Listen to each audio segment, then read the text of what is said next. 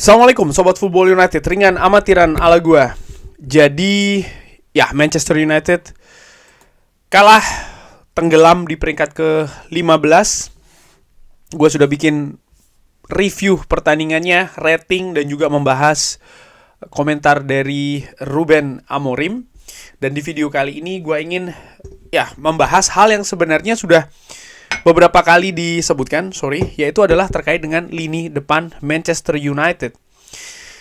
Di pertandingan ketika menghadapi Tottenham Hotspur, gue ingin tunjukkan ini ya, Manchester United sekali lagi bukannya tanpa peluang, bukannya tanpa momentum. Tottenham Hotspur yang dihadapi oleh Manchester United juga bukan dalam situasi sedang bagus-bagusnya. Bahkan di preview gue sebutkan, ini nampaknya situasi yang dalam tanda kutip harusnya situasi yang ideal. Karena lawan yang dihadapi oleh Manchester United juga dalam situasi tidak stabil, situasi tidak jelas, situasi tidak bagus. Di papan klasemen pun juga kurang lebih sama dengan Manchester United. Dan di atas lapangan, baik itu berupa permainan dan juga skor, menunjukkan bahwa sebenarnya kedua tim ini tidak jauh berbeda. Satu-satunya yang menjadi gap memisahkan di antara Tottenham Hotspur dan juga Manchester United dari sisi hasil adalah Tottenham Hotspur mampu mencetak gol. Mencetak gol ini adalah masalah bagi Manchester United, bukan hanya ketika menghadapi Tottenham Hotspur, tapi juga musim ini. Kalau melihat misalnya di papan klasemen, Manchester United angka mencetak golnya tidak bagus ya. Dan tanpa mencetak gol, susah untuk bisa meraih kemenangan. Kalau melihat bahkan dibandingkan dengan tim-tim yang berada di papan bawah ya, angka mencetak gol dari Manchester United ini bahkan hanya lebih bagus dari Ipswich dan juga Leicester. Ini kalau melihat tim-tim yang ada di zona degradasi. Sedikit lebih baik dari Everton.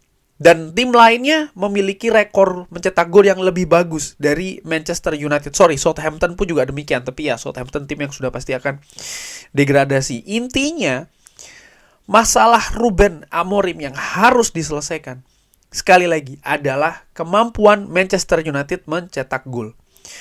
Kalau berbicara terkait dengan kemampuan mencetak gol, ya ini semacam kayak menjadi tugas dari lini serang, penyerang tengah, penyerang sayap. Tugas utamanya menurut gua, di samping tugas-tugas lainnya, tugas utamanya sekali lagi adalah mencetak gol. Ketika menghadapi Tottenham Hotspur, ini adalah statistik ofensif dari para pemain Manchester United. Khusus ingin gua perlihatkan adalah shots. Ada dua pemain yang memiliki shots terbanyak, yaitu adalah Alejandro Garnacho dan juga Rasmus Højlund. Ini juga sekaligus menjadi dua pemain dengan shot on target tertinggi, 3 dan 2. Kalau di total berarti ada 7 total shots dari dua pemain ini.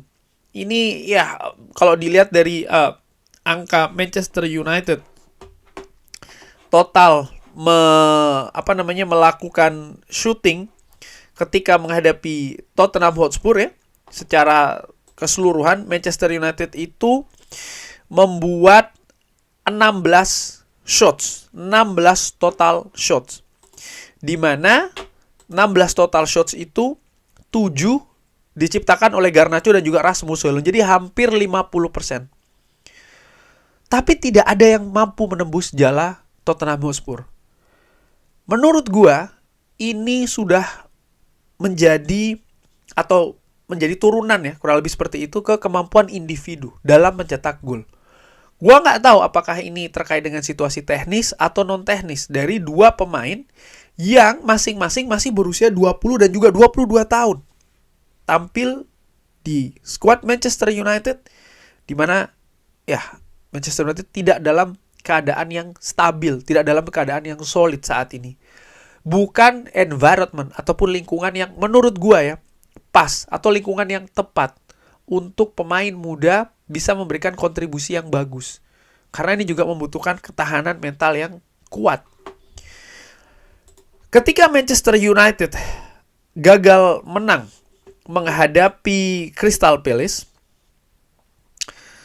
di pertandingan tersebut shots ya yang terbanyak itu dilakukan oleh dua pemain, Diogo Dalot dan lagi-lagi Garnacho.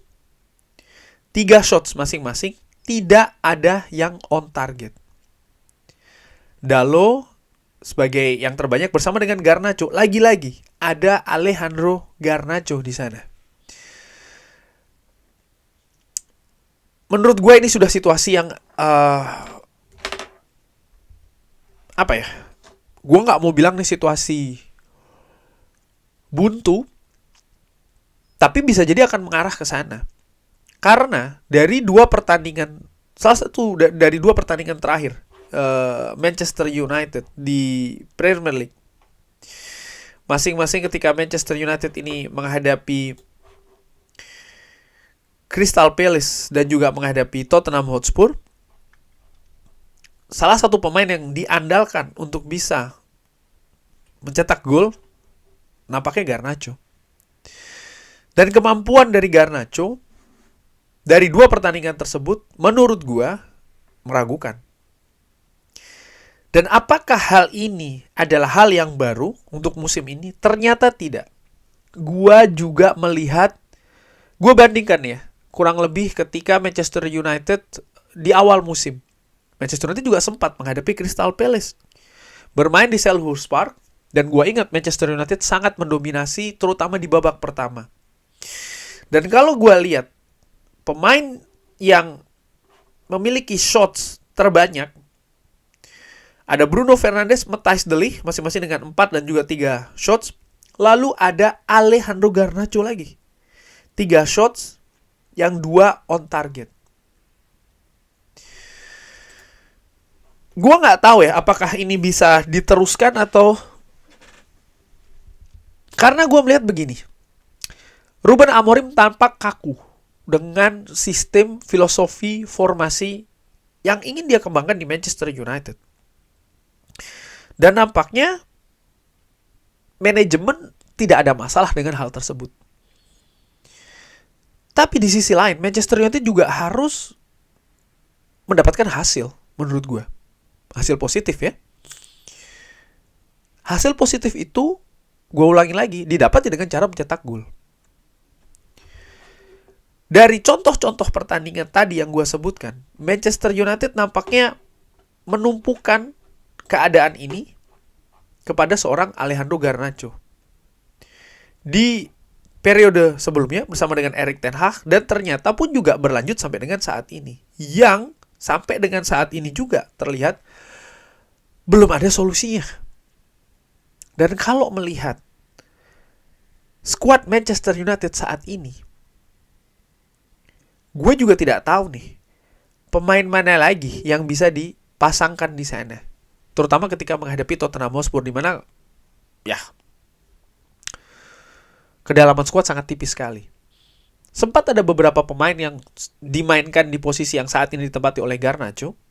Pernah dimainkan oleh Kobbie Mainoo, pernah dimainkan juga oleh Bruno Fernandes, sempat juga oleh Christian Eriksen. Tapi ya, ketika mereka yang bermain pun juga ada gaya yang berbeda lagi. Manchester United harus mencetak gol. Dan kalau dari beberapa pertandingan terakhir, Alejandro Garnacho tidak bisa, atau mungkin halusnya belum bisa memberikan solusi untuk lini depan Manchester United. Dia cepat. Dia memiliki intensitas yang bagus. Tapi menurut gue itu tidak cukup. Dia juga harus memiliki kualitas. Terutama finishing. Itu diperlukan. Manchester United akan semakin menderita kalau tidak bisa mencari solusi untuk mencetak gol. Dan dalam hal ini, Ruben Amorim harus bekerja keras memperbaiki Alejandro Garnacho. Sebagai head coach dengan staffnya, ya ini salah satu pekerjaan, salah satu tanggung jawab. Bukan hanya menentukan formasi, menentukan gaya permainan secara kolektif ya, secara tim, tapi juga meningkatkan performa individu-individu yang ada. Karena faktanya saat ini bursa transfer itu sudah ditutup. Manchester United sudah selesai di bursa transfer. Yang ada saat ini yang apa ya? Yang tersedia gitu. Dan Garnacho ada di sana. Dan Ruben Amorim terlihat jelas dari musim dingin kemarin ketika ada kabar Napoli mendekati dan lain-lain. Chelsea pun juga demikian. Nampaknya ingin memberikan statement yang tegas dengan justru memberikan menit bermain kepada Garnacho. Bahkan sebagai starter, bahwa dia butuh Garnacho. Dan dari situ, gue juga berharap sebagai fans yang ringan amatiran ini ya, oke, dapat kan, Garnacho tidak kemana-mana. Kerja dengan Garnacho. Asah dia. Dan mungkin bukan hanya dengan Garnacho. Dengan pemain lain, dengan Rasmus Højlund pun juga demikian. Situasi saat ini tanpa Ahmad, di mana Ahmad salah satu pemain yang memberikan kontribusi berupa gol dan juga assist. Artinya secara akumulatif gol Manchester United juga banyak dari Ahmad, dan Ahmad cedera sampai akhir musim. Ini tantangan, ini kesulitan. Iya, tapi tanpa mencetak gol, Manchester United akan semakin buruk. Bermain pragmatis nampaknya bukan hal yang terlalu disukai oleh Ruben Amorim menurut gue. Dia lebih suka untuk kita tetap dengan apa yang gue rencanakan, apa yang dia inginkan.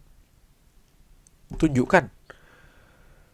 Karena menurut gue, kalau targetnya hanya tidak degradasi saja untuk klub sebesar Manchester United, ya maaf ya. Menurut gue ini tidak memuaskan sih.